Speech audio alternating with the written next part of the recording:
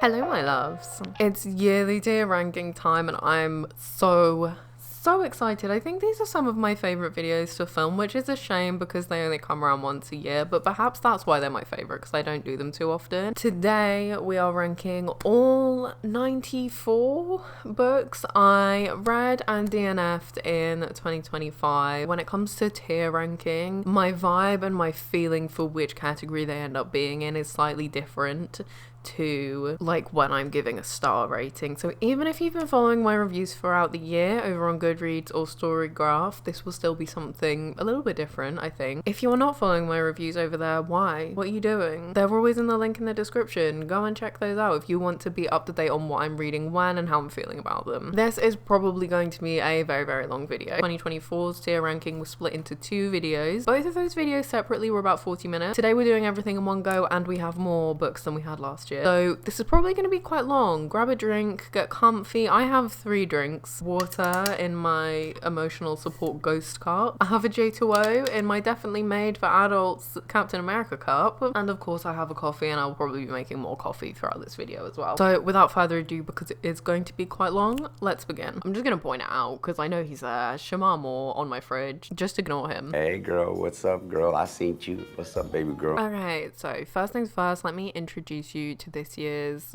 tier list. As always, just ignore this little activate windows thing down here. I'm pretty sure I said last year that 2025 would be the year that I finally got rid of this. I didn't, and honestly I'm not going to. Windows 11 is now here. Can't actually upgrade to Windows 11 right now because my PC needs upgrading first, but that is 2026's problem. 2026 will be the year that disappears because Windows 10 will no longer be a thing, but as of right now it's still there, so just ignore it. To explain the rankings, because I change these a little bit every year, the top is always the same, but if you've not been here before, I'll go through everything. Up the top we have Six of Crows. This is my 5-star read. It's the best of the best, things that couldn't get any better, and the reason these are Six of Crows is because that is my metric for whether a book is 5 stars or not. I just ask myself, did I enjoy this as much as or more than Six of Crows? The answer is yes, it's 5 stars. If the answer is no, it is not 5 stars. Then we have You Were a Wonderful Experience. Now the way I'm seeing this, I know there's that TikTok sound of it, and honestly I don't know what that sound comes from. The way I'm thinking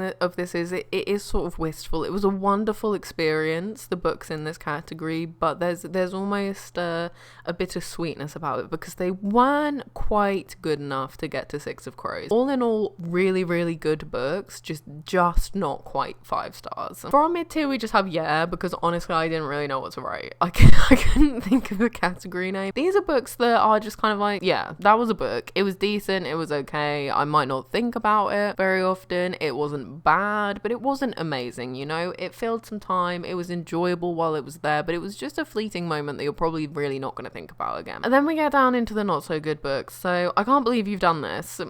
This is one of my favourite vines of all time, and I quote it regularly. I Can't Believe You've Done This is not quite bottom of the barrel because it wasn't good. I didn't have a fun time, but also I'm not angry at this book. I'm disappointed, but not angry. Much the same as that guy's intonation in I Can't Believe You've Done This came across, which was, I kind of expected this. This has happened and I'm not happy about it, but I'm gonna remain quite calm about it. And then finally we have Alex McLadies as my bin tier this year. I will spare you yet another rant about this man. I knew he was gonna be my bottom tier. I've ranted about this man and his books in many videos. I don't like him, I don't like his books, and to me he and his books are the personification of my most hated books. So that's the bottom of the tier list. An obligatory disclaimer that I give at the beginning of a lot of videos when I have to recall something from a long time ago. I have a really shit memory, so I will do my best to properly explain these books and my thoughts on them, but honestly if I can't remember much about it or even my thoughts on it, that's probably a sign that I didn't enjoy it that much. I'll do my best, but bear in mind this is a year's worth of books. That is a lot to remember. Starting off, we have A Cruel Thirst by by Angela Montoya, I think. Yes, Angela Montoya. This was one of my reads for my Vampire Month, and I did really, really enjoy this. It's kind of a romantasy. It's a standalone as far as I can remember. Our main character, Carolina, is been raised in this family of vampire hunters, and all she wants to do is make her family proud. And then she comes across Lalo, who is a vampire. He has his own tragic backstory. He feels like he's failed his family as well, and they end up having to work together to try and rid the town, village, wherever they live, of these monsters that are almost, they're a bit different to vampires, but the vampire hunters still think they're vampires. There's a lot of family lore in this that sort of explains how vampires came to be in this world that I found really, really interesting. I just really enjoyed this. Now, it's not quite Six of Crows. I'm sorry, but it's not. I did enjoy it, but it didn't stick with me. It wasn't an instant like favorite, so I think this is going to be your wonderful experience. I think that feels right. Next, from a legend herself, T. Kingfisher, we have A House with Good Bones. I am a really big fan of T. Kingfisher. I enjoy every single one of her books whenever I read them. They're always very cozy, with good characters, good relationships, and a decent story that usually has some kind of like spooky atmosphere. House of Good Bones was a more recent read, actually. Our main character, Sam, returns home to, I think it's like quite a small town. Her and her brother are a little bit concerned about her mum, and once she gets home, she realizes something is definitely wrong with her mum. She's suddenly being very nice about Sam's grandmother, who was a bitch. There's just something weird going on in the town, something weird going on in the house, and Sam has to sort of try and figure it out with the help of her mum, her mum's friend, and the groundskeeper. So as with all T. Kingfisher books, there's like this little band of people that kind of end up coming together. I also think this is You Were a Wonderful Experience. I don't know what it is about T. Kingfisher's books. I always really, really, really enjoy them, but they never quite reached Six of Crows level. I don't really know why, but that's not to say they're bad. Obviously, it was a wonderful experience. I enjoyed it. A River Enchanted. I don't really remember anything about this book, but I do remember that I enjoyed it.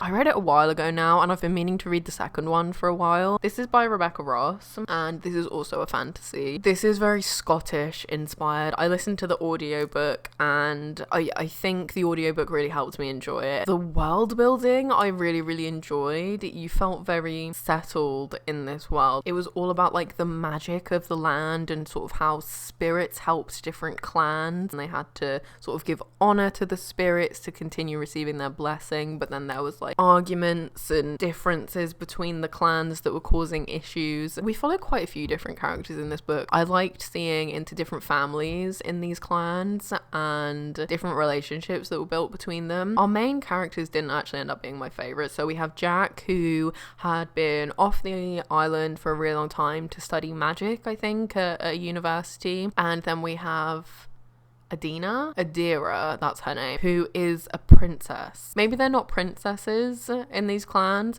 but she's like the heir to the important family, and they've known each other since childhood. Don't get along, but actually it's just kind of quite a playful, banterous relationship that they have, and they end up working together because young women start going missing and everyone is blaming the spirits. They think they've turned on them. So we follow Jack and Adina as they try and sort of work that out, but then there's also other characters that we follow as they try and just live in this world, but also some of them get like pulled into the whatever mystery is going on with these women disappearing. And there were side characters that I just enjoyed their story so much. Like, it wasn't key or central to the plot particularly, but they were built in such a way and developed in such a way that I ended up really caring about them. So I probably actually will reread this before reading the second one, because I don't remember it very well, but I think this was also a wonderful experience. I don't know why I haven't got to the next one yet, because it was really good. I would definitely recommend. A very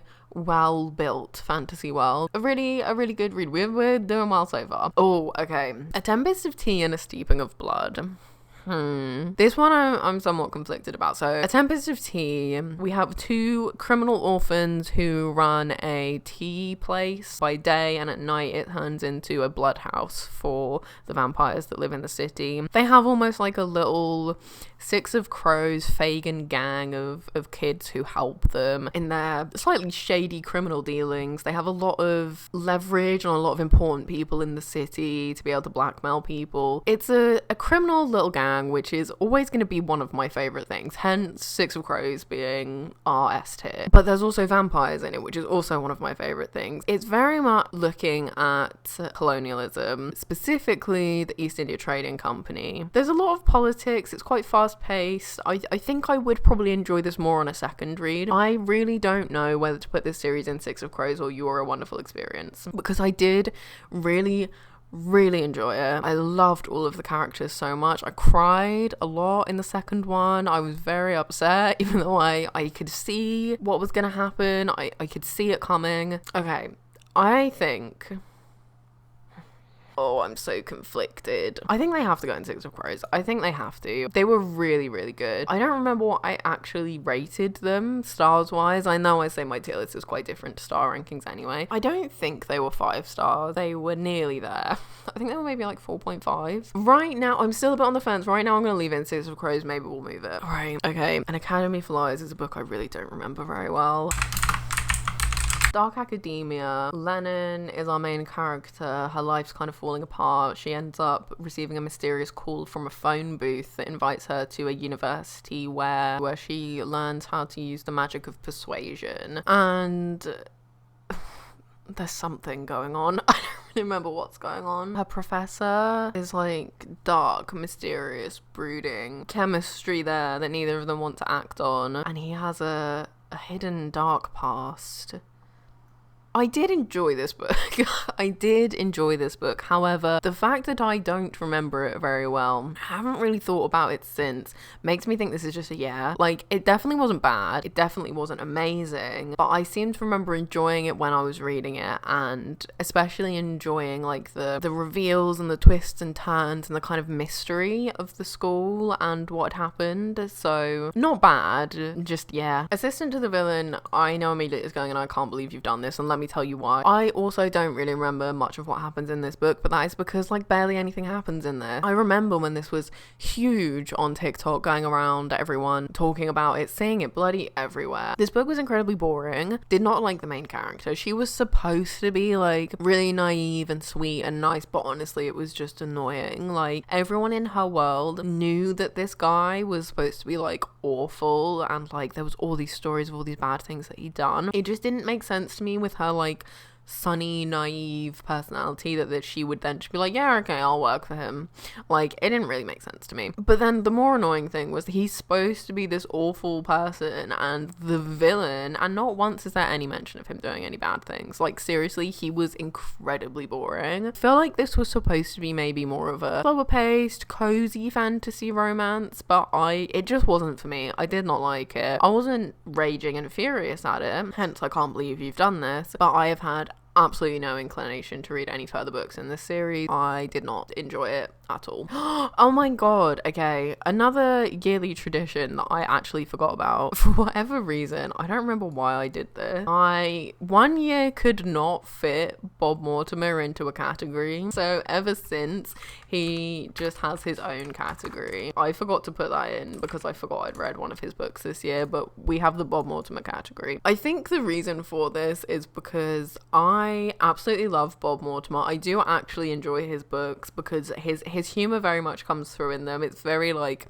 odd, almost like surreal kind of humor that's also very British. Objectively, I can say if someone else wrote his book, I probably would not enjoy them as much as I do. The only reason I enjoy them is because I know he wrote them and I love him. He is a national treasure. He is my adopted father, unbeknownst to him. I know that I only like them because he's writing them. That is why he gets his own category, because I feel like it would be unfair to put him in with anything else. The Hotel Avocado is the second book in this like little mini series he did about a very normal guy who somehow ends up embroiled in this like strange criminal plot, and he talks to squirrels. There's a little bit of romance, there's mystery, there's crime. It's a very absurd, funny, light-hearted kind of thriller. Not really I suppose it is kind of a thriller, mystery thriller kind of thing. If you do like Bob and you haven't read his books, I would really recommend listening to the audiobook. He always gets great cast. He himself is always on there, and then he always gets other great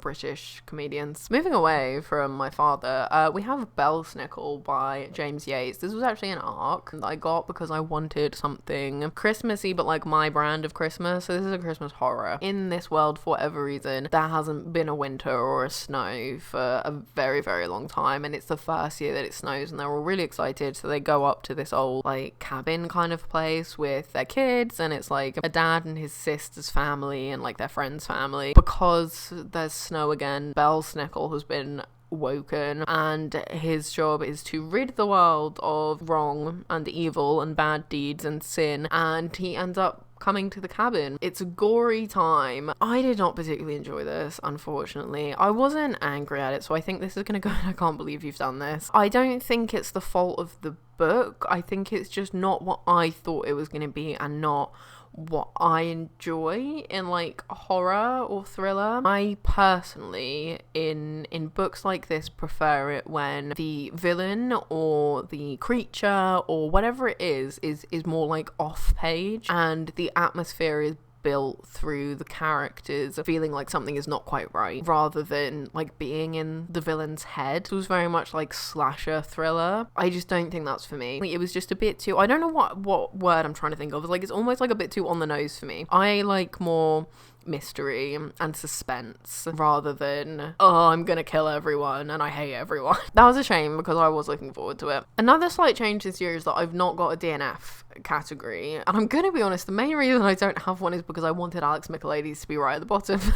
When I was looking at the books I DNF'd this year, I didn't necessarily want to just put them all in the DNF category, because actually there's different reasons for why I DNF'd them, and some of them I think it would be unfair to just lump them all together. Beyond Black by Hilary Mantel is one of the books I DNF'd this year. This is one that I did not DNF because I didn't like it. I DNF'd it because I just don't think it was the right time. Just couldn't get into the story, even though on paper the themes and like some of the characters were the kind of thing I could probably get into. As far as I can remember, like I say, I think I maybe only read like 10-15% of it. I know there's a psychic in it. That's all I really remember. I do also remember one of the characters comes from a very abusive household. I can't remember if there was like explicit descriptions of abuse, but I think maybe I just was not in the right head frame to read it at the time. So if you also struggle with those themes sometimes, that's just maybe something to bear in mind. I could not tell you where this book was going, and the blurb doesn't really give me much more into where it was going, but I know Hilary Mantel was a very loved author. Obviously, like Wolf Hall got so much praise and is a book that I'm hoping to read this year, but this was just available in the library and I was like, yeah, I know she's a good author, so I'll get it, and it just wasn't the right time for me. It's difficult to put this into a tier given that I have not read the book. When I get to other books that I DNF'd, I think it will make more sense why I'm not just having a DNF category, because I think I might like it, but I'm not 100% sure. I'm just gonna put it in yeah for now. I think that's fair. Blood on Her Tongue by Johanna van Veen. I fucking loved this book. What a good book, and it was a recommendation from one of you guys, and I am forever thankful that you recommended it because I loved it. This is set in the Netherlands in the late 1800s. Our main character Lucy goes to visit her sister because she is unwell, and the doctors think she's got a fever and it's causing hysteria or insanity. Lucy and her sister have a very, very strong bond. There's also some like difficulties between them and Lucy's opinion of herself, because Sarah was always like the extroverted sister and the one that everyone loved, whereas Lucy is more like quiet and meek. Basically, Lucy wants to try and protect her sister from being put into an asylum, as the doctors and people are recommending, as Sarah begins to become more unwell and very hungry. Any book where it's like there's a strange hunger, she's just so hungry, I'm like, I'm gonna like this. Weird, suspenseful, vampire adjacent horror that's kind of more creepy, very gothic is entirely my thing. I think I mentioned this recently, that this also falls into the niche subcategory that I've realized I enjoy, which is 19th century women being tired of the shackles that society and their husbands are placing them on them and just going a bit mad.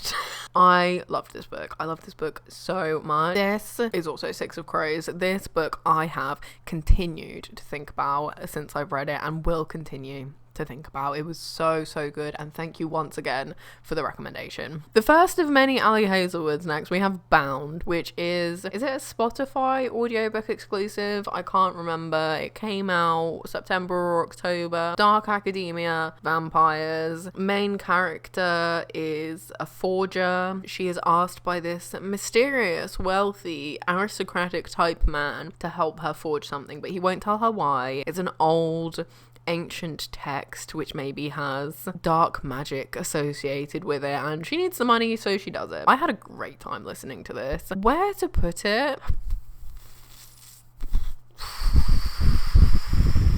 It was a wonderful experience. I did really enjoy it. I think this is the same with a lot of Ali's books. I love them. I mean, I know I talk about her all the time. Her books never quite get to Six of Crows for me for some reason. I don't really know why. I couldn't tell you, but it was definitely a wonderful experience, and if you have access to it, where it is, I think, a Spotify exclusive, I would really recommend it. Moving on, Bunny. I did not like this book. I already know this isn't quite Alex McLady's. It didn't make me angry, but it is. I can't believe you've done this, because genuinely I can't believe you've done this, Mona. I thought I was gonna love this book. I'd heard nothing but good things about this book. It was obviously like very popular. A lot of people were talking about it. Dark academia, weird group of sorority girls who called each other Bunny and were obsessed with each other. Surreal, odd, don't really know what's happening, culty kind of vibes, and I really hated it. Didn't really understand what was going on, and not in a good way, because I like being confused by books when it is in that like surrealist way. And I found the main character insufferable. I found her really annoying. I did not care about her. I did not care what happened to her. I did not care what happened to any of the bunnies. I just really didn't like it, and I was so disappointed because I was fully expecting to love this book. Not quite Alex McLady's level of disappointment, but still, I can't believe you've done this. Another vampire love, Bury Our Bones in the Midnight Soil by V.E. Schwab. This was my first V.E. Schwab book. I can't believe it's taken me this long to read one of her books. I loved her writing style. I loved this book. 3 different women in 3 different timelines that we follow. I suppose kind of 3 different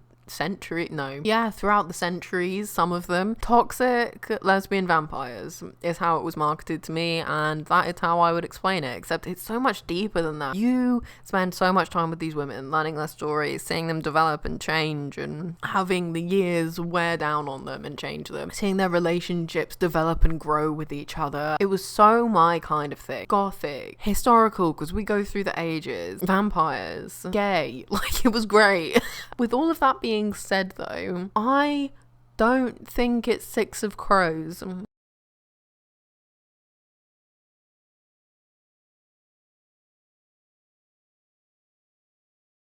I don't know if this was another book that I would maybe need to reread, especially because at the time I read it, I was not reading. This actually came up on my story graph. Longest book to read of the year. It took me 72 days to read this book, which is insane for me. My average time to read for the rest of the year was 4 days for a book. So I don't know if maybe because I read it in quite a disjointed way, if maybe that impacted it and like my head just wasn't in the game, you know. I'm gonna put it at the top of You Were a Wonderful Experience, because I think it easily could be Six of Crows, but I think I need a reread. While I'm here, actually, sorry, Blood on Her Tongue is above this. The rest of these I think are fine. Convenience Store Woman. I don't have much memory of this book either. It's very short. It was a weird little time. It's about a woman who works in a convenience store, and her whole life is the convenience store, and she loves it, and she doesn't want to be taken away from the convenience store. Quite surreal, kind of odd, but short, a good time. I haven't really thought about it much since, but I would still recommend it if that's your kind of thing. I think it's just a yeah. I think it is higher up than these. I liked it, but I didn't love it. Oh,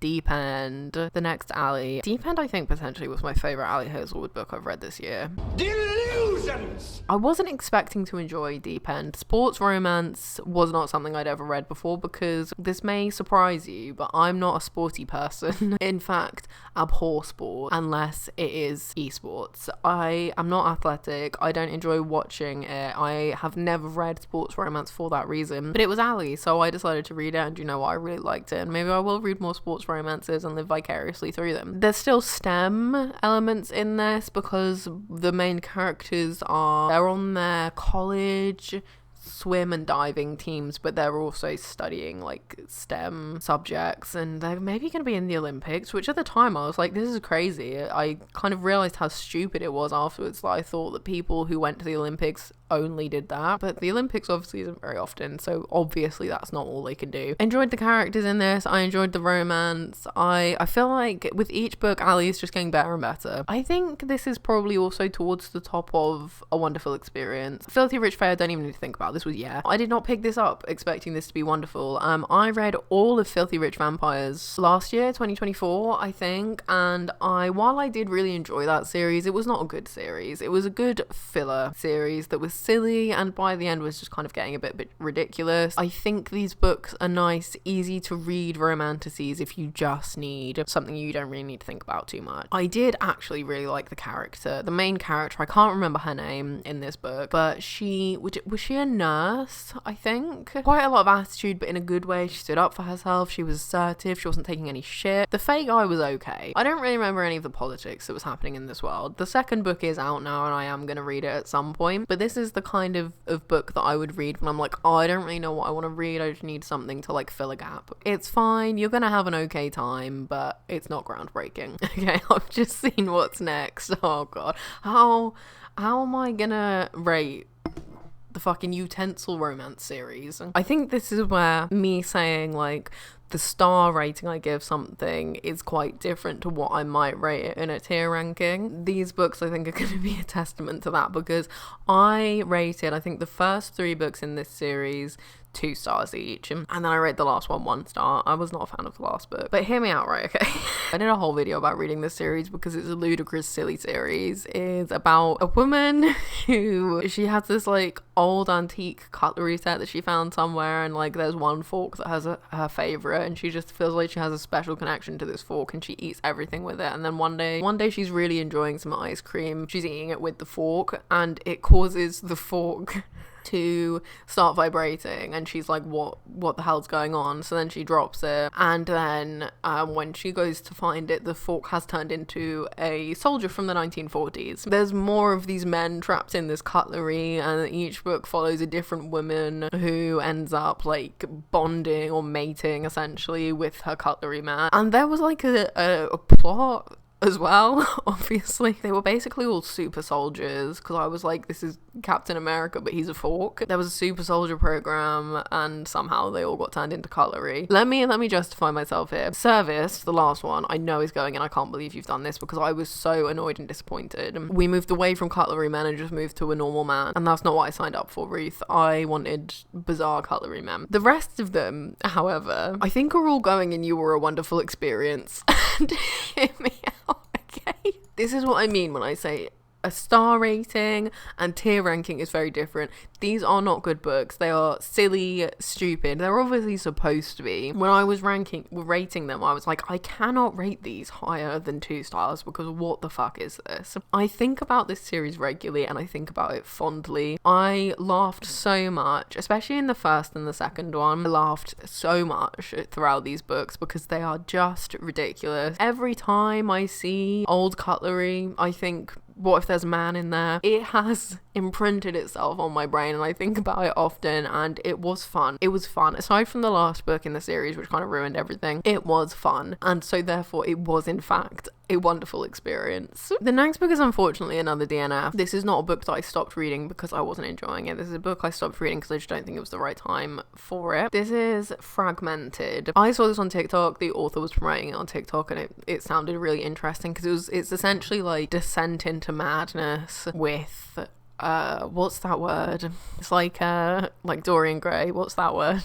You know that word? No. What is that word? Hedonistic. That's what I mean. Descent into madness, hedonism. The cover looked nice, so I was like, yeah, sure, I'll get this. It was on Kindle Unlimited. It's quite short as well. I started reading it, and immediately I was like, this has some of the most epically British analogies in it I have ever read, and off the top of my head, I can't remember any of them. I think there was like a description of something being frustrating, and it was equated to like driving down the M25. At some point, like, was it he was like tense, or like he suddenly felt very tired, and he described it as it felt like there was gravy in his limbs. But it just wasn't the right time for me to read it. I just kind of put it down and never picked it back up again, but I definitely will read it. So I'm also going to put this in yeah. Let me just do some rearranging here. I think this is the order we can go with. I don't feel like I can put the DNFs higher in the yeah category because obviously I didn't actually read them. Ghost of a Chance was also an arc. We've not had a good year for arcs because this is also going in I can't believe you've done this. Oh, is it? Or is it going to go in yeah? Because here's the thing with this book, right? Okay, this is a cozy paranormal ghost hunting romance. Our main character is like a TV psychic or TV medium who's made her career out of being able to speak to ghosts, and then the love interest is a guy whose best friend died and he thinks his best friend is haunting him. Works on a TV show where the medium is going to come on to give a talk to promote her upcoming show or book or something, I don't really remember. He takes the chance to be like, look, my best friend is haunting me, I think he's attached to this book, can you get rid of him? And he does it live on air. So she then gets like sucked into helping him and they're going to film a documentary about it. The reason I was so annoyed at this book, the main character is described as being very alternative. She's not actually described as being alternative, she's repetitively described as being very goth. It's not goth, it is just alternative. At the beginning of the book, he goes to see her favourite band, the band that has got her through everything. The equivalent of me going to see My Chemical Romance, right? She goes and then there's the love interest guy is there and she doesn't pay attention to any of the concert because she's talking to this guy. That's not realistic. If I went to see My Chemical Romance, even though I've seen them 4 times already, and some guy was trying to talk to me, I'd be like, excuse me, can you not see the Way brothers up there? Can you not see Ray Toro and Frank Iero? I am not paying attention to you right now. My saviors are on stage. And I just feel like the way she described this and like how important music is to generally to like more alternative people, it just really bothered me because it seemed like there just hadn't been really any research done into the alternative scene, and as someone from that scene, it was really irritating. That was what annoyed me about this book. Everything else was kind of okay. The romance was fine, the ghost hunting was fine. I think it was a bit drawn out in places where it didn't need to be. So actually maybe we'll put it in yeah. Okay, it's not I can't believe you've done this, because I was just really pettily annoyed about one thing, and I appreciate that's just quite a small thing to be annoyed about. Generally it was fine. Okay, we have another DNF in Gifted and Talented. I'm a bit more on the fence about this one, in whether it just wasn't the right time or whether I just didn't care about these people. Gifted and Talented is about a very rich family and someone in the family dies and then they all come back together for the will or something. I also didn't get very far in this book. I don't know if just the timing was wrong and I didn't want to read about really rich people whining about things, or if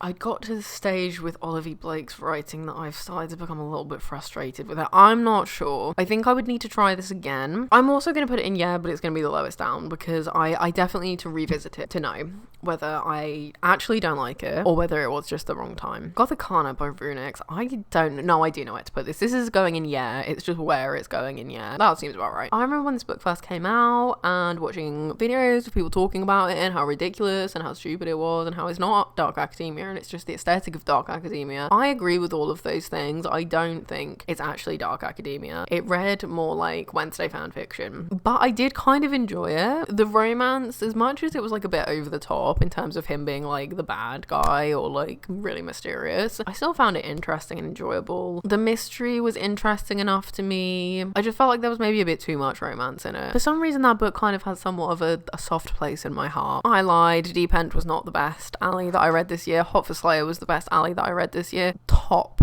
of You Were a Wonderful Experience. This is about a vampire slayer and a vampire. The vampire slayer has been hunting her for centuries and it's like this little cat and mouse game that they have and he always just catches her and then she always manages to escape. One day he loses all of his memories and she ends up having to help him and romance ensues. It was very short but it felt like we'd spent the centuries with these characters. I really liked both of the characters in this book. I loved seeing the dynamic of them being all like, oh, I hate you, you're so annoying, stop trying to kill me, oh, I'm gonna stab you, who when he lost his memories and like them trying to like figure themselves out a little bit more to then back to yeah, it was just really good. I really enjoyed this. I wish it had been a full-length novel, but I was satisfied with it the way it was. Anyway, Hollow, I remember ranting about this book quite a lot in a video, which is funny because I didn't actually hate this book that much. This was, again, a very small petty thing that really annoyed me, which was that the main characters are supposed to be, I think they were actually supposed to be Scottish, but they spent a lot of their time living in England, and it was so abundantly obvious that the author was not from England. In the words that were used for things were just wrong,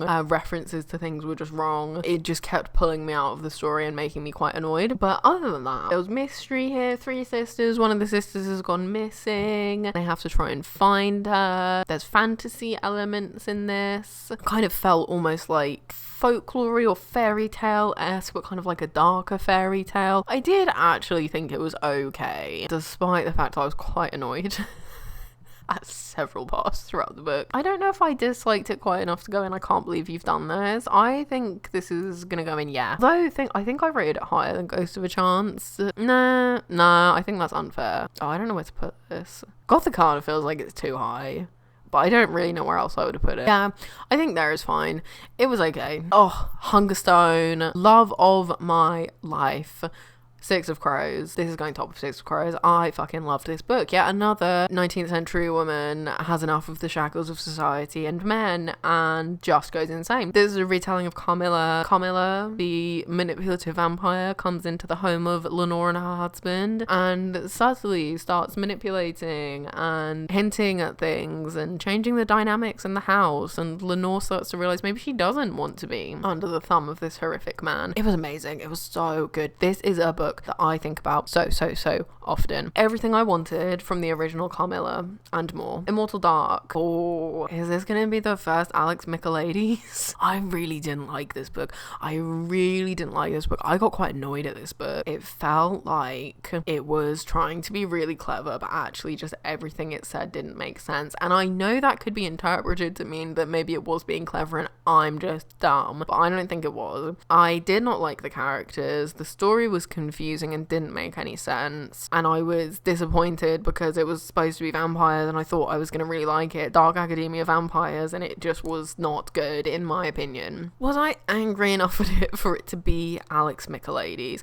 To be honest, in comparison to how I felt about these books, I significantly disliked Immortal Dark more, so I think it's going in Alex Michaelides. The first Alex Michaelides of the year. Inkblood Sister Scribe I also did not like. I don't know if I disliked it enough to put it in Alex Michaelides, but I think it would definitely be at the bottom of I can't believe you've done this. This just was not memorable to me in any way. I honestly could not tell you what happened in this book. This is a fantasy book in which all of the magic is based on books and writing, and magic is in these ancient tomes, and this family have been tasked with protecting all of the magical books. And 2 sisters, 3 sisters, I can't remember. They've all kind of separated in their adult years, but one of them has remained with their father to help preserve and look after the books. He then suddenly dies after reading one of the books, and it's one that she's never seen before, so all the sisters reunite to try and figure out what's happened. There's also some guy in it who's English, and I don't remember how he's relevant, but he's also involved. I don't really remember why I didn't like this, other than I found it quite boring and I didn't really care what was happening. I don't think I really connected with any of the characters either, which is a shame because in theory, again, something where all of the magic is in these like ancient books and bound in ink sounds like something that's very interesting and I would probably enjoy, but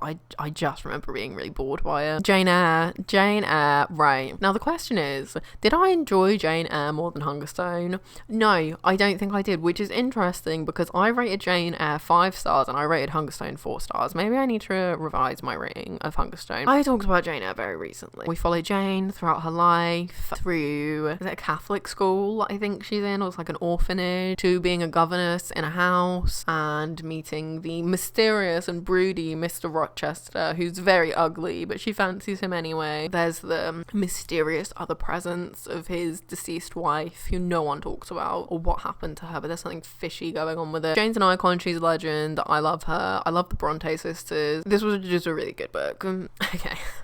lights out. I actually had no intention of ever reading this book. I had the audiobook just because I'd seen a lot of people saying it was quite funny, and I was like, well, I'll get it. Finally got around to reading this because I was doing my friend's nails, and I was like, hey, do you want to just listen to like a silly audiobook while I do your nails? And we ended up putting this on. While it was fun for us to listen to it and just the ridiculous things that were happening, I do not think this was a good book. It follows an trauma nurse who secretly loves this masked TikToker and has been like following all his content. Unbeknownst to her, he's stalking her.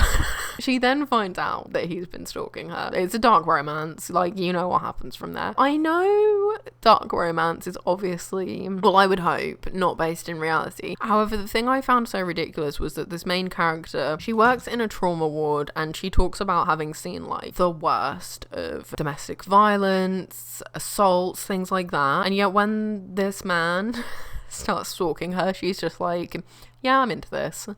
Like, a babe, you've seen how this goes. What are you doing? I feel like the decision to make her a trauma nurse just didn't make much sense. I didn't really like either of the characters. Yes, I did laugh a lot because it was stupid, but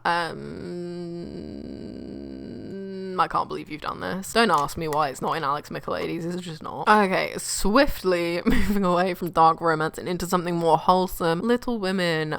A book that I wish I had read far earlier in my life. I absolutely loved this book. Following the adventures of the March sisters, seeing them grow up. Cried a lot during this book, and not even the part that you're supposed to cry at. I just cried so much in this book. I think I was going through a particularly emotional time when I read this. This was just wonderful. Very feel-good book, whilst also obviously having some sad elements in it, without, I suppose, really much plot other than that you're just following this family and these sisters and how they develop and grow and their different personalities. I don't know where it would go in Six of Crows. It's definitely going in Six of Crows, but I'm not sure where. I think it would go just slightly behind Jane Eyre. I did enjoy Jane Eyre more. I might need to rearrange this top section when we get to the end, but I think that looks about right now. Another alley. I can see there's a lot of alley books coming up. I remember at the time when I finished this thinking, I think this is my favourite, like, STEM alley book. And do you know what? I could not tell you anything about this book. Like, her other STEM books, I could tell you the characters, I could tell you the plot of vaguely, and like the relationship dynamic. This one, I have no idea. I know that I liked it. The fact that it hasn't stood out to me makes me think actually maybe it wasn't one of my favourite.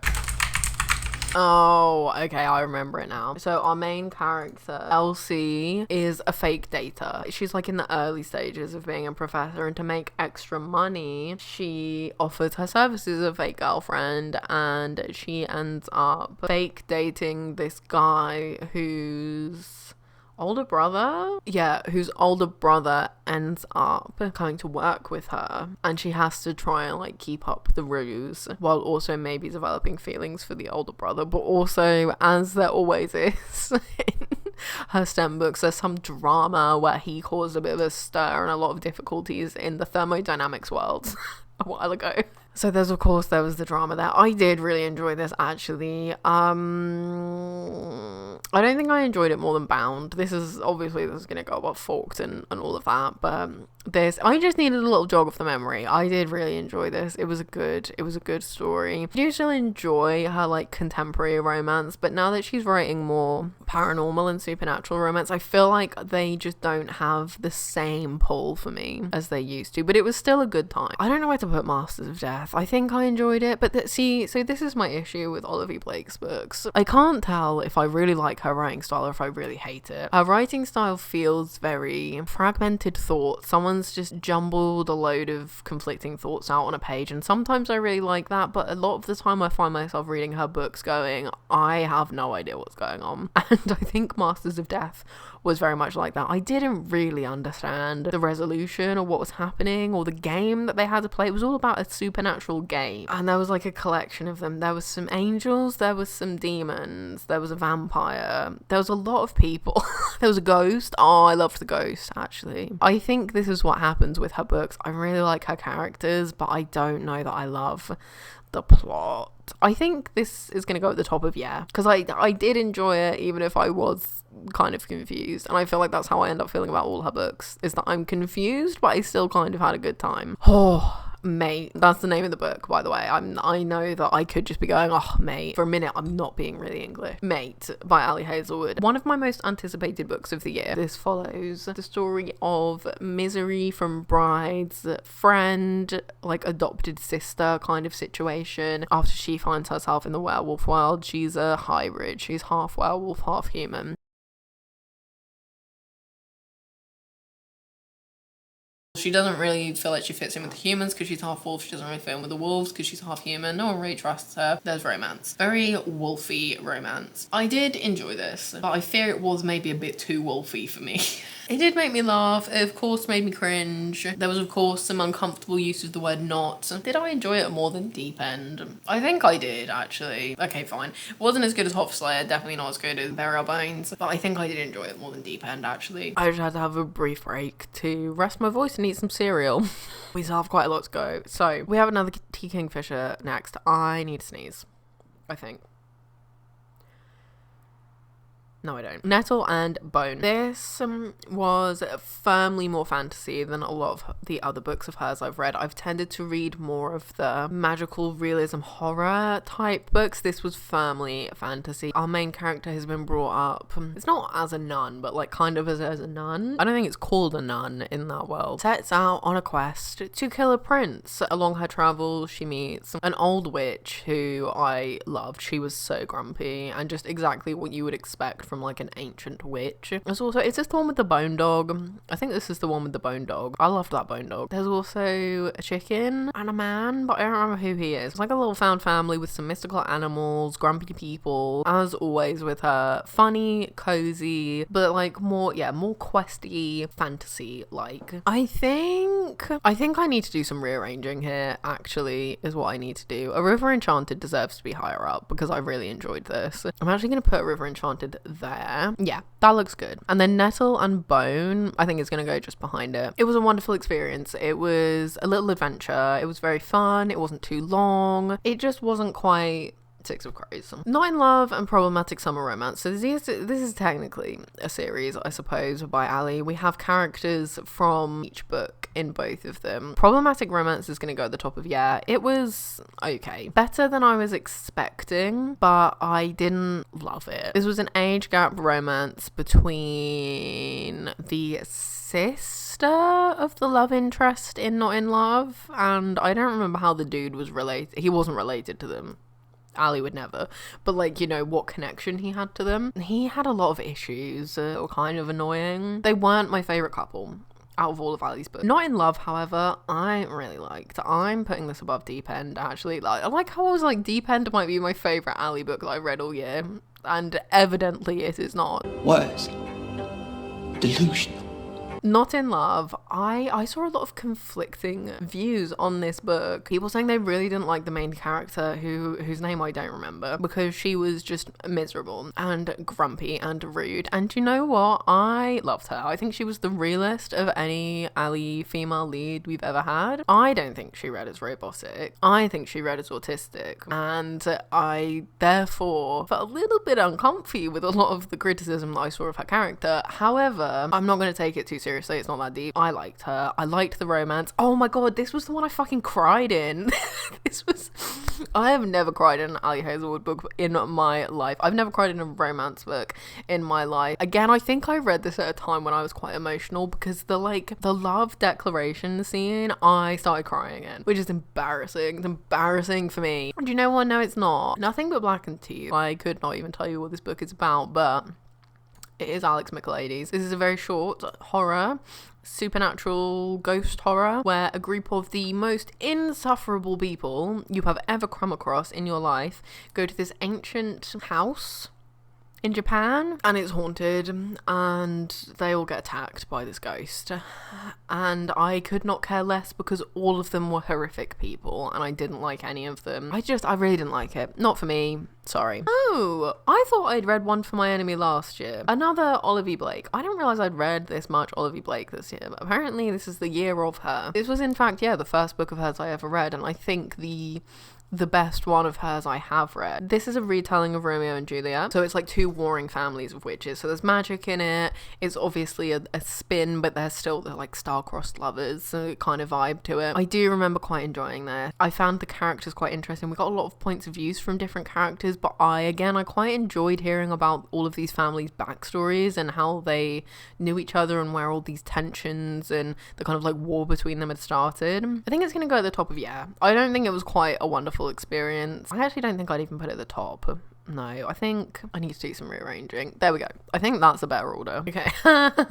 Do I even need to tell you where the next book is going? Onyx Storm. This is going in the Alex Michaelides bin. I hate this book. I have a whole video talking about why I don't like this book. I mentioned it in my best and worst of the year. I hate this series. I will not be reading any more of it, and if you would like to know my further opinions, I would recommend you go and watch my other videos, because I've had enough of talking about it and I don't want to bore you guys by going on about it again. Hideous Progeny. Do you know what? This was nearly an honourable mention in my best of the year. The reason it was nearly an honourable mention is because it's another one of those Victorian woman is fed up by the shackles of society and her husband and then goes insane. I really enjoyed this book. I don't think I enjoyed it quite as much as Hungerstone and Blood on Her Tongue. I'm on the fence on whether that goes in Six of Crows. Actually, it might be at the top of You Were a Wonderful Experience. In this book, our main character is a descendant of Victor Frankenstein. She and her husband are both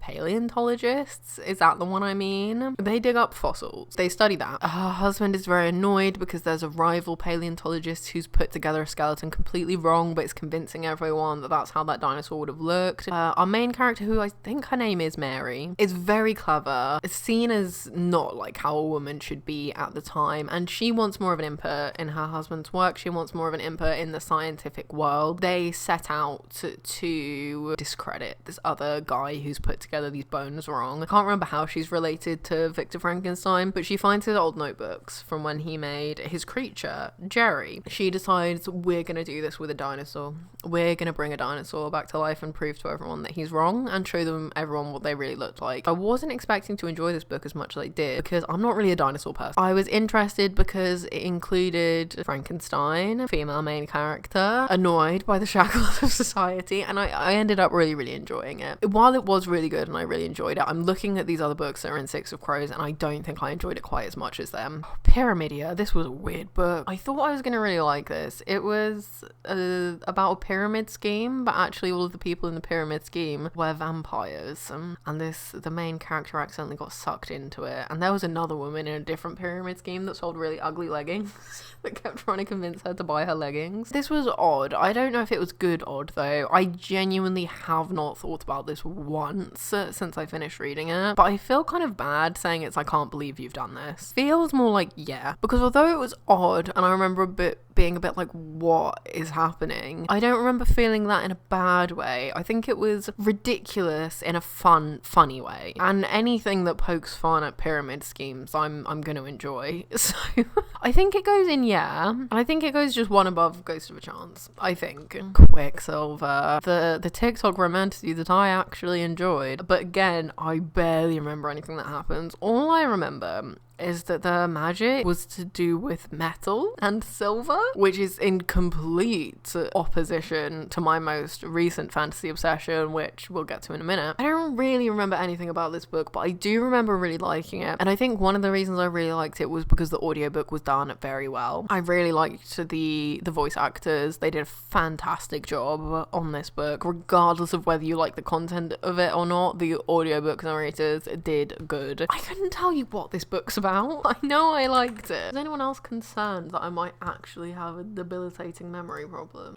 Maybe! I'm reading the blurb and I know I read this book, but I don't remember any of this. I feel like I'd need to reread this book. I rated it 4 stars apparently, but because I literally remember none of it, I feel like it can't go any higher than yeah. I don't even know where to put it because I don't remember it. It feels awful to put it down here. Genuinely can't tell you because I don't remember anything about it. A book that I do remember very well is Rebecca. I'm very on the fence about this. A woman who is never named in this novel falls in with a wealthy man who has a very extensive estate that she moves into. There's the lingering presence of his dead wife over everything, and no one will quite say what happened to her. He won't talk about her, but it feels like none of the people who work in the house are really respecting or accepting this new woman because they're all still thinking about Rebecca. This was very good. I did really like it, but I don't know. I think this was a wonderful experience. It's just where it was a wonderful experience.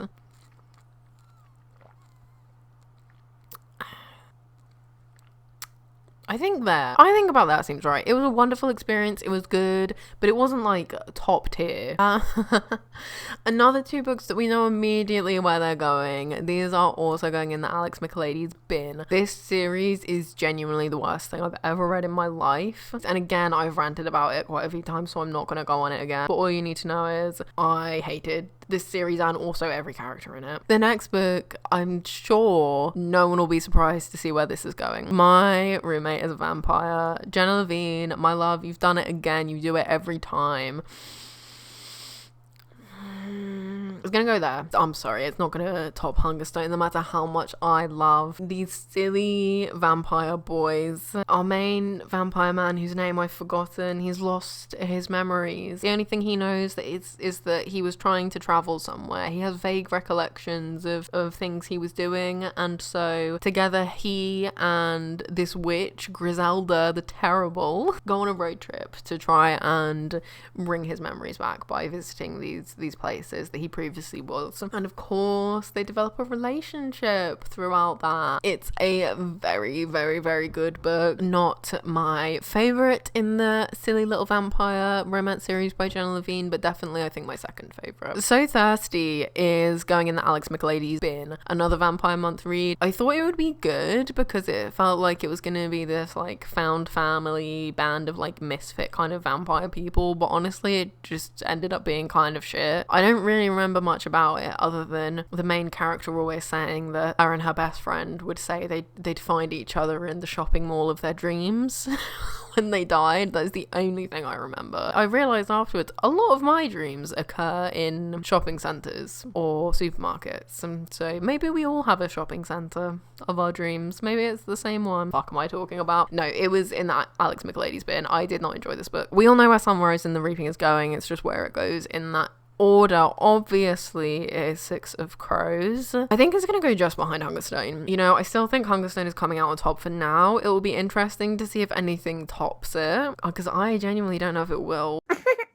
That is not correct. I think Sunrise on the Reaping would have been the closest competitor to Hungerstone. I knew it was going to be a 5-star probably from the moment it was announced. Probably from the moment I picked it up. Without even having to read a word, I knew this was going to end up being a 5 stars. And would end up in the Six of Crows territory. Southern Book Club's Guide to Slaying Vampires. What a book. I think this is another Six of Crows, you know. Is it above A Tempest of Tea or below it? That is the question.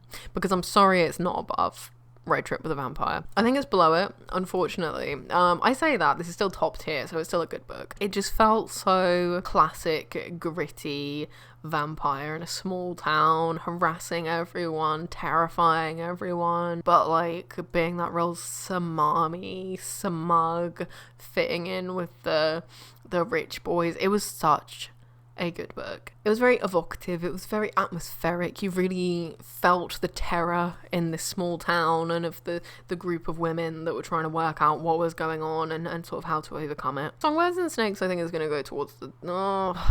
So my issue with Songbirds and Snakes, right, let's talk about this for a minute. My issue with Songbirds and Snakes is not that it's a bad book. My issue with Songbirds and Snakes is that I hate President Snow so much. The idea of putting a book about him in You Were a Wonderful Experience makes me upset because he was not a wonderful experience, and I know that's the point of the book. I know it's supposed to be like, look at this awful man, but I just don't want to associate any positive feelings with him. Objectively, it was a good book. Would I say it was a wonderful experience? No. Would I say I appreciate Suzanne Collins and think she is a wonderful author?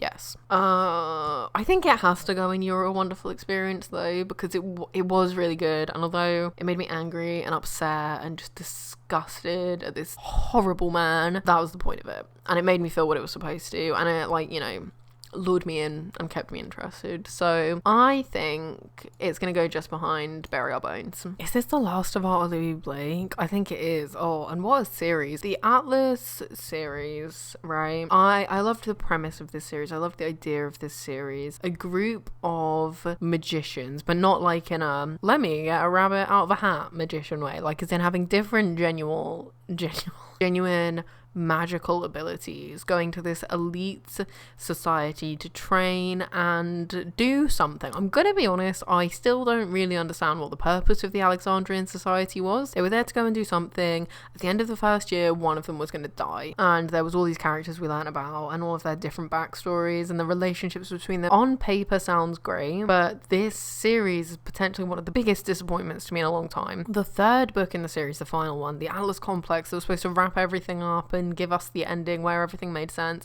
and in fact actually nothing made sense. The Atlas Complex was a really big disappointment for the last book in this series, and therefore I can't believe you've done this. The Atlas Paradox and the Atlas 6 were better. I feel like we got off to a good start with the Atlas 6. So the Atlas 6 I feel like is higher up in the year, quite high up in the year, because I actually quite enjoyed it. I'm gonna put it one behind One for My Enemy. I was like, this is a great start to a series. I'm so intrigued by these characters. I can't wait to find out more about them and see what happens.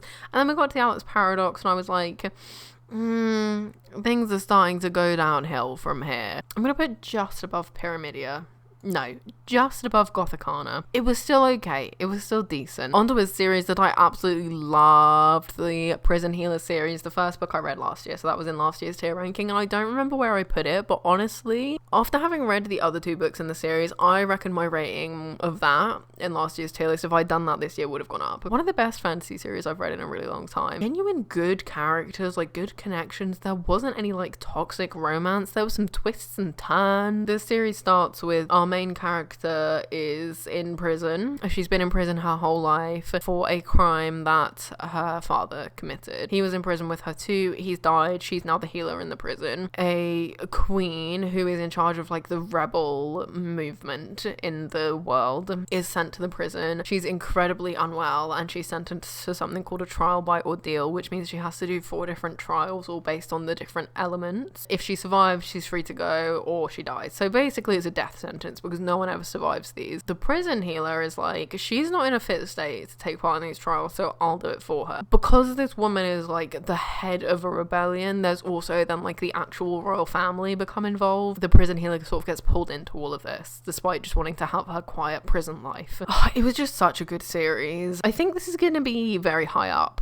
I think this is both of these books, I couldn't separate them. They were both really good. There was no standout book in the series with any of them being better than the others or any being like worse than the others. This was just a really solid fantasy series. A wonderful experience all in all. Wife. Oh, I liked this weird little book. This was such a weird little book. A family have a house that's been in their house for generations, and it's on some bog land, and they have to look after the bog because the bog gives them life, and if they let anyone else have the house or come there, then they're gonna harm the bog. They are like one with the bog. They were born of their bog. Their mother is a bog wife. They're just a weird little family who are obsessed with this bog, and throughout reading it you're like, I can't tell if this is magical realism and actually this bog is magic, or if it's not and they're all just insane. It was really good. I think this is also going to be near the top of You're a Wonderful Experience. I think just behind Hideous Progeny, Very Sorry, Hot for Slayer, You Were Good. I'm just going to swap these around actually. Looking at that didn't seem quite right.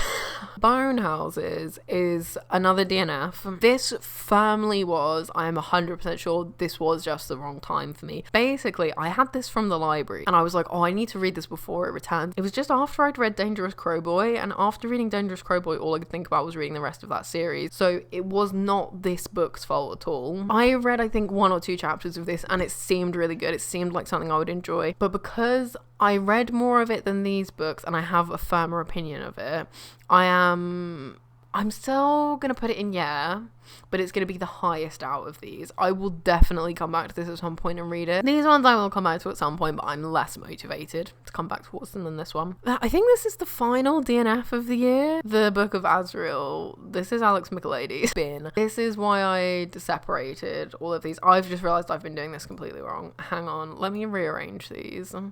Because the bottom would be the absolute worst of the worst, wouldn't it? Let me rearrange these. The Book of Azrael is the only book this year that I stopped reading because I hated it. Me and a friend, we were going to do a 24-hour reading challenge, and this was one of the books we both had, so we picked, and both of us were like, I don't want to read this anymore after like maybe 15-20%. It was just not good. The main character was really annoying and unlikable. I did not understand where we were, what was happening, or who anyone was. There was just too much. It just wasn't for me. The Butcher's Daughter is firmly, I can't believe you've done this, because I was so disappointed by this book. I thought I was gonna love it. Backstory of Mrs. Lovett. Actually, it just turned out to be some random Victorian woman who could have been anyone and had absolutely no personality at all. I don't know who that woman was. She did not have any of the character traits that Mrs. Lovett has. I was so annoyed.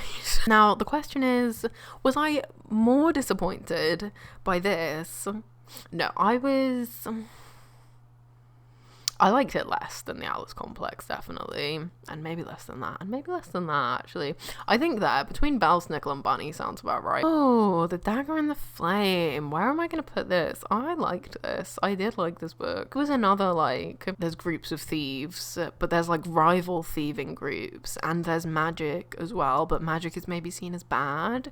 And, like, the magic system was quite interesting. And there was another, like, Romeo and Juliet style romance in it. I was about to say, I think this should go high up in but I feel like I can't put it beneath these. I feel like here, it was really good. It has a lot of the things that I like in it. Thieves, gangs in a fantasy or historic world, like, sign me up. I do remember saying that it did feel a bit shallow at times. Like, the world didn't feel very big to me. Oh, this was the book the entire time I was reading it. I was imagining the entire city as the second point of Junkertown. They thought they could take our land and give it to the machine. Yeah, the world didn't feel super fleshed out to me, but it was still good. It just wasn't as good as, say, other little thief gang books, you know? The Historian, I don't even think about this. The Historian, I'm sorry I forgot I was on here, me being like, nothing's gonna top Hungerstone. Yeah, The Historian is, because The Historian was banging, amazing. One of the best books I've ever read in my life, let alone this year. I've already gushed about this recently, so I'm not gonna gush about it again. Very, very, very good book. Would deeply recommend to any vampire and history lovers. We are down to our last 30 books, which seems insane. That doesn't look like 30 books, but we've still got 30 books to go. The Last Raven, I didn't like this, did I? No, I did not. I rated 2 stars. This was another vampire read. This was your classic romantasy. The main character was like, she'd been sheltered her whole life. I was about to say she was incredibly immature, so it made sense actually that she was very immature. The main character is human in a world of vampires, so it's that classic thing. I remember finding her a bit annoying, but I probably would read the next one just because it was easy to read and like there was enough interest in the plot that I could probably read the next one. So I don't think this is quite I can't believe you've done this. I think this is I think it feels similar to me to Gothicana, to be honest. Like my feelings towards it, I think maybe slightly better than Gothicana. Oh, I've just seen what's next. Okay, I was successful in my quest to read the entire Fey Guardian series that has been released so far before the end of the year. I finished the last book yesterday, in fact, and I cried. I made a video a few weeks ago about the dangerous crow boy that took over Tumblr. I read the book because it sounded so silly and it spiraled into an obsession with this series, and like, I kid you not when I say obsession, I've read most of these, 10 books and 2 novellas in the span of about 2 weeks. Joined Lana's reading group. I've joined her Patreon. I've started buying other books in her series. Like, I've genuinely become obsessed. I love her and I love this series so much. This is set in a fantasy version of Earth, like 2,000 years in the future, after a nuclear winter destroyed the Earth as we know it. So we would all perish, but some of us humans might have been chosen by the Well, which is the magic source in this world, to be save. So there is a select few humans who ended up being frozen at the end of the world, and then they unthaw 2,000 years in the future when the world has completely changed. Fae have taken over the world. They've mutated from humans, and there's all these different races of Fae, there's different kind of shifters, and there's a group of guardians whose job it is, Fae guardians, to protect the magic source, the well. Each of them is destined to mate with a human. They each have one of the well-blessed, unthawed humans destined for them. So each book, while there is an overarching political plot, each book focuses on a different couple. First 3 books about the wolf shifters, the next 3 about the vampire shifters, the next 3 are about the elves, and then the final 3 are going to be about the crows, but there's only 1 crow book out so far. There's also 2 novellas about some like little side characters that appear, but they're not like integral to the plot. I love this series so much. Let's get into rating, because I feel like there are some differentiations in how I feel about these different books. The Longing of Lone Wolves, the first book, this is our first wolf shifter book. We get Rush, the cursed wolf, with his psychic girlfriend Clark. I think this was a good start to the story, but the more I read the others, the more I realized it was maybe one of my least favorites. Clark honestly kind of annoys me. I don't dislike her. I don't think I dislike any of the characters in this series, but she's probably one of my least favorites. I just find her a bit too much main character, despite the fact that there are several main characters in this series, and I know she was the first, but still. Rush is okay. Rush is fine. I think this would be, all of these books are going to be close between Your Wonderful Experience and Six of Crows. Fucking insane, I know. So this is about to dramatically shift everything a little bit. The Longing of Lone Wolves was Your Wonderful Experience. The Solace of Sharp Claws, Thorn, who is Rush, Cursed Wolf's long lost son, and Laurel, the fitness influencer queen girlfriend. I really liked Laurel and Thorn. They're definitely above The Longing of Lone Wolves, but I don't think they're quite Six of Crows. Of Kisses and Wishes is a short novella about 2 side characters that had been mentioned in both of those books before. They're not part of the main guardians. I did enjoy this, actually, and I was quite happy when I realised who it was about. I think the novellas are good, but they're not as good as the main book, so the novella is actually going to be a little bit lower down. The Dreams of Broken Kings, we have Jasper, Wolf, who's lost all of his memories and been locked in what is essentially a prison that makes people fight each other for a decade. His healer girlfriend. I really liked Jasper and Ada. I liked their story. Did I like it more than Thorn and Laurel? I think I did. I think we're just getting better and better as we go. The Sea Grows in Shadow in Blood. This is the start of the vampires, and this is Indigo and Violet. Indigo is one of my favorite characters in this whole series. He is exactly the kind of character I love. He's had some issues in the past, right? He's clearly got some problem, and he covers it by just being really cocky and just joking about everything all the time. I love him. He's wonderful. Violet was also one of my favorites. She really struggled with some stuff. She's like the sun, that's her power. But she struggled with some stuff because this is not a spoiler, all of these things are revealed very early on. She made the bomb that ended the world. She's got some issues going on. She's trying to grapple with her guilt. This is Six of Crows. This was one of my favorite books in this series, and I'm gonna put it there. Yeah, I think they're soon. That was a good start to the vampires. Unfortunately, the other 2 vampires I found not as enjoyable. A Labyrinth of Fangs and Thorns, we have Hayes, who I literally don't remember anything about Hayes. I do, however, remember his mate Peaches. Peaches is the one who ripped her implant out of her arm when she realised the plastic was blocking her magic. What a legend. Yeah, she was great. I liked them. I don't think I liked them as much as Jasper and Ada, though, so I think I'll put them here. A Symphony of Savage Hearts was, I think, one of my least favourite books in this series because unfortunately I really did not like Silver. Silver is the well-blessed human. She was a Reaper, which is a human hunter. She's killed a lot of Fae. And then we have Shade, who is almost like the leader of the little vampire group, and he can move through shadows. And honestly, he was fine, but I just didn't really like her very much. So I think actually this is probably like the one I enjoyed least out of all of them. It was still good. Do not get me wrong, it was still really good. Look at how high up is it in You Were a Wonderful Experience. Do you know what? I was really not expecting to enjoy the elves at all because I do not give a shit about elves. They surprised me. I liked all of them. A Song of Sky and Sacrifice, Melody, Singer, who was famous in the old world 2,000 years ago, and has been working for the evil president in the New World. Oh, what's the elf's name? Was it Forrest? Oh, Forrest. Oh, I loved Forrest. He was so sweet. Yeah, this was wonderful. They had a very sweet dynamic. Both of them were just really, really nice. That was good. Do you know what, actually? It's going up there. Yeah, I was like, it was a wonderful experience, but no. Then we have another novella of Pixies and Promises, which surprised me by how much I liked it, actually, because I didn't really care about the side characters that much. I think it still wasn't as good as like any of the main ones because it was shorter and like they weren't the key characters that I like have fallen in love with. I think I preferred it to the first little novella. A Crown of Cruel Lies. Who is this? Oh, it was Aaron. And oh shit, what's her name? Trix.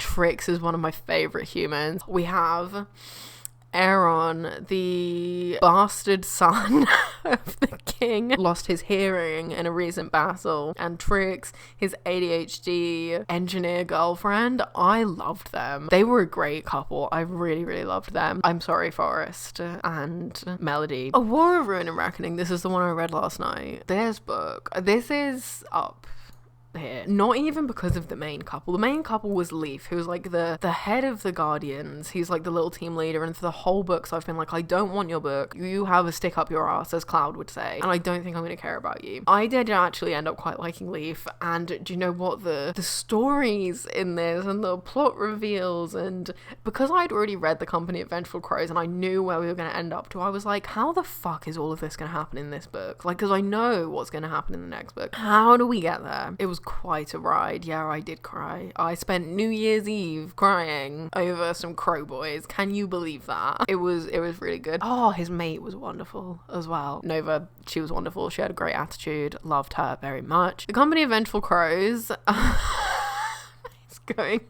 I can't believe I'm doing this. The Company of Vengeful Crows. It started all of this. I'm gonna reread it. I'm gonna start rereading it today, and I actually can't wait to read it now with all of the context of all of the other books. River, having seen him in all the other books, it's made me love the Dangerous Crowboy even more. I loved this book so much. This whole series is silly. This whole series is fun. If you like unserious romantasy, fated mates, magic, different characters that there's a bit of a found family, and then you follow all of them at different times, read this series. It is so good. So good. Moving swiftly away from one of the best things I've read this year to one of the worst things I've read. The Maiden's Bin. Now, actually, was this worse than Fearless and Reckless and Onyx Storm? No, it was not.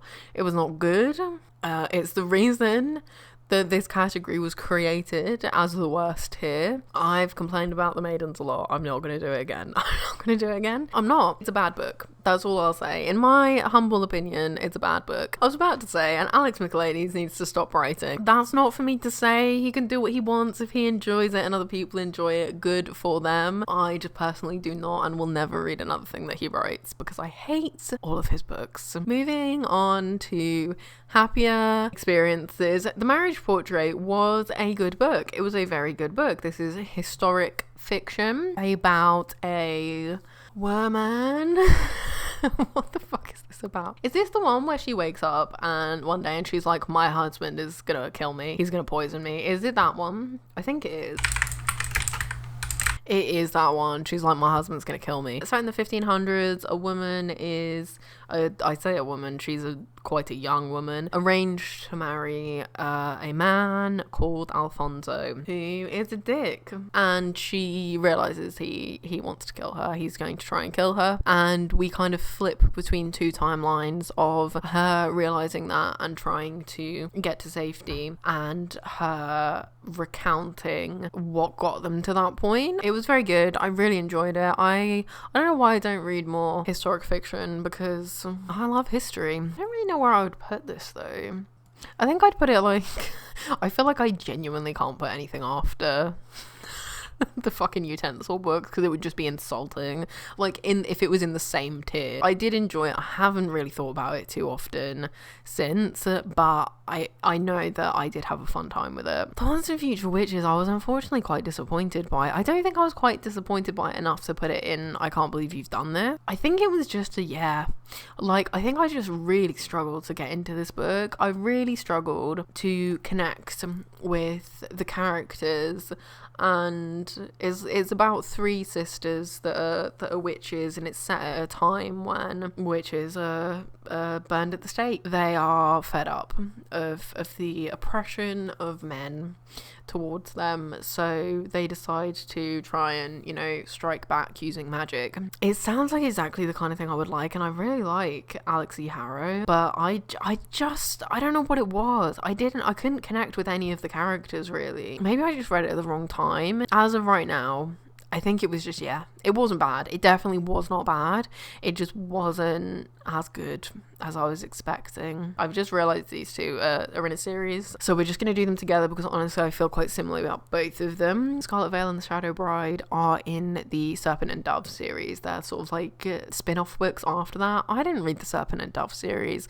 I just read these because they were about vampires. I wasn't confused in any way. I could make sense of what was happening without having read those previous books. I thought these were okay. These were pretty standard vampire romantasy. I feel like I've read similar books of before. I think kind of similar to how I felt about The Last Raven, except these were honestly maybe a little bit better, or I enjoyed them a little bit more, but it wasn't amazing. I think where I feel similarly about it to The Last Raven, I'm gonna put it above it, both of these books, because I do think I enjoyed it more than this, but my feelings about it are very similar. The Scholar and the Last Fairy Door, I was surprised by how much I enjoyed this book. This is dark academia, but there's fairies in it. Fairy doors have been opened up in the past and sort of used during war, basically used fae to attack people, but then it went horribly wrong and bad things kept happening. This like magical society closed every portal to the Fae world. This group of friends go to this magic school. Is that a magic school they go to? I think so. They become obsessed with the fairy doors and trying to open one again, even though they know they probably shouldn't. It sounds like it would be too much for me, but actually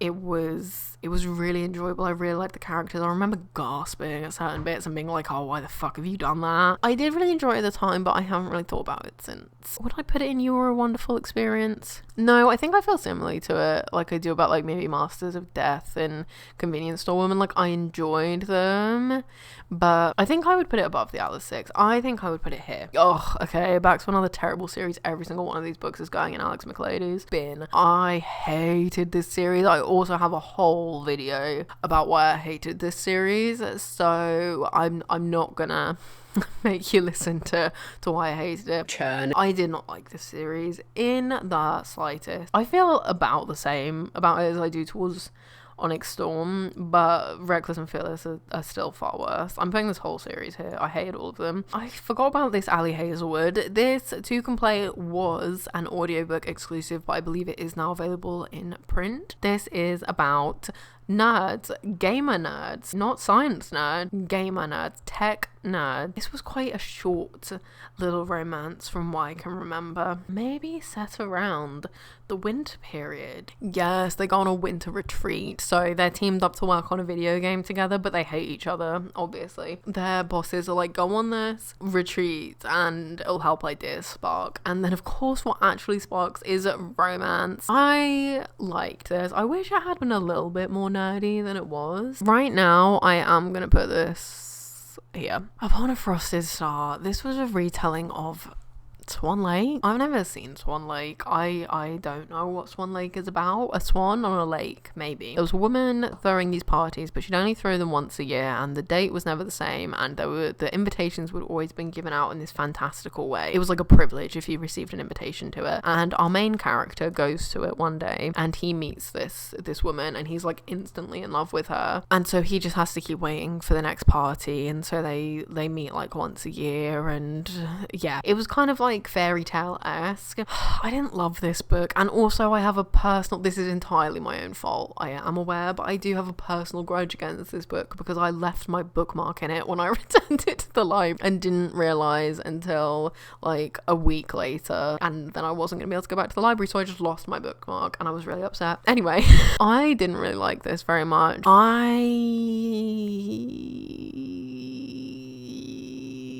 I'm putting this in. I can't believe you've done this. I'm sorry, it just wasn't for me. It wasn't for me. Vamps. Oh, this book. I don't know how I felt about this book. This was about an elite vampire academy, or like an elite vampire school. There are all of these like very rich vampires were invited to attend, and then our main character, who was a half human half vampire, was also invited to come, and everyone was like, what are you doing here? You're not even a real vampire. But of course he ended up having like some real special powers or something, and there was like a girl he fancied, but she was with some other popular guy who was called, what was his name? He was obviously supposed to be a descendant of Dracula. His name was Bram. I loved him. He was my favorite, even though he was supposed to be an arsehole. I didn't love this book, but I do remember like getting involved with the characters and like enjoying the drama of it a little bit. It was very like what a high school vampire TV show would have been like 10-15 years ago, you know? Very much had those vibes. I think I would just put this in I think again it's quite similar to these books.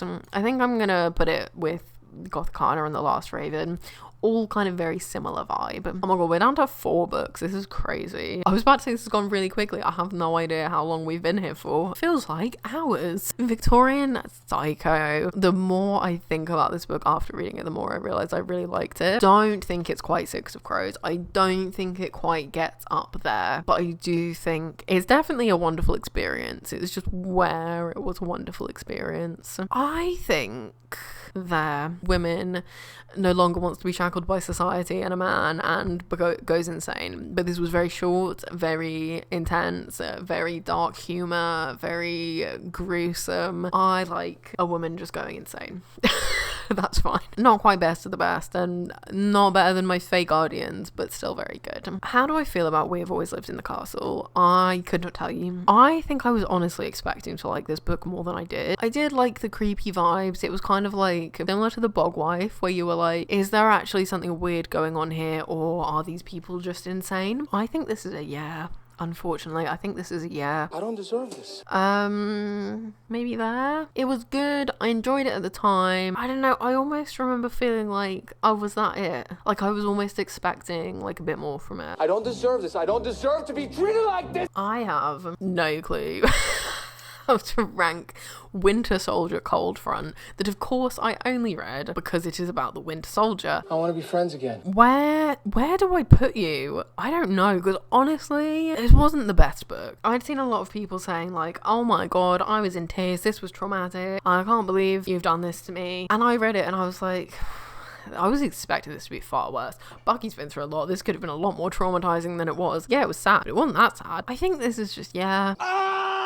This is purely based on feeling at this point, by the way. I'm not putting much logical thought into where these are going. It is just looking at the books around it and feeling, and that is where feels right for it. So that is where it's going. Oh my god, our final book, Wisteria by Adeline Grace. I remember nothing about this book. Loved the first book in this series. Quite annoyed by the second book in the series. I did not like the second book, Foxglove, which was a shame because I loved the first one so much and I was so looking forward to it. I liked this more than Foxglove, but I just feel like none of them were ever as good as the first one. The appeal of these books was that they were about death. After the first book, death just isn't really a prominent character in them anymore, and so I was a bit like, oh, I don't care about this other guy. I really do not care about fate in the slightest. Bring me back death, please. So I think this was also just a yeah. I feel similar to this about how I did House of Hollow. I think I liked it more than House of Hollow. I think I'm going to put it there. Right, let's review, because I do feel like, especially the top row, I'm looking at it and I'm like, am I being generous? Are you actually Six of Crows? Main one I'm looking at is the Southern Book Club's Guide to Slaying Vampires. Yes, it was a really good book, but was it actually Six of Crows good? Yeah, it was. Okay. I don't know what that was about. It was a moment of doubt. I think all up here is fine. Yeah, I think here's good. Obviously, Bob Mortimer's good. I don't need to change anything there. All of the beginning of this is good, I think. It was more the end here. I think it's mainly Bound. I don't know. Or maybe just A Cruel Thirst is too high. I think actually what it is a lot of these books that they're maybe quite similar. Yeah, see, maybe I was like, Bound is too low. But actually, I think this needs to be higher. Bound is going here because we've come to the conclusion I did not actually enjoy Deep End as much as I thought I did. Rebecca is going there. A Cruel Thirst is staying there. The Dagger and the Flame is going there. That looks better. I'm happy with that. Then in the yeah section, all of these books are very meh, so honestly I'm not too, like, from here onwards I feel the same about all of these books aside from the DNFs, so that's all fine. These were the better of the years that kind of just missed out on being your wonderful experience. I think this looks about fair too. Alex McLady's is absolutely fine. Look at all of those terrible books. Bin. So there we are, done for another year with a tier ranking. I can't wait to put this in to my editing software and see how long this video is. The woman was too stunned to speak. I hope you have enjoyed what was potentially quite a long tier ranking this year. I would be really interested to know from you guys. I know obviously it won't be for another year, but do you prefer this of me doing everything in one go and having like a longer video, or do you prefer like what I did last year where I kind of did a mid-year tier ranking and then kind of finished it off at the end of the year, so it's sort of shorter? I did briefly consider this year doing the tier ranking as a live stream instead, so we could all discuss together and you could help me decide where to put things. I didn't end up doing that. Timing and organization didn't match up. For next year, if you guys at all would be interested in doing it that way, let me know, because I think that could be really fun. But that's it for the year of 2025 reads. I'm so excited to see what we get up to in 2026 and what ends up being on the tier list next year. I hope you've had a wonderful year of reads. I hope you're having a wonderful new year so far. But that is all from me today, so I hope wherever you are, you're having a wonderful day, and I will see you guys soon. Bye.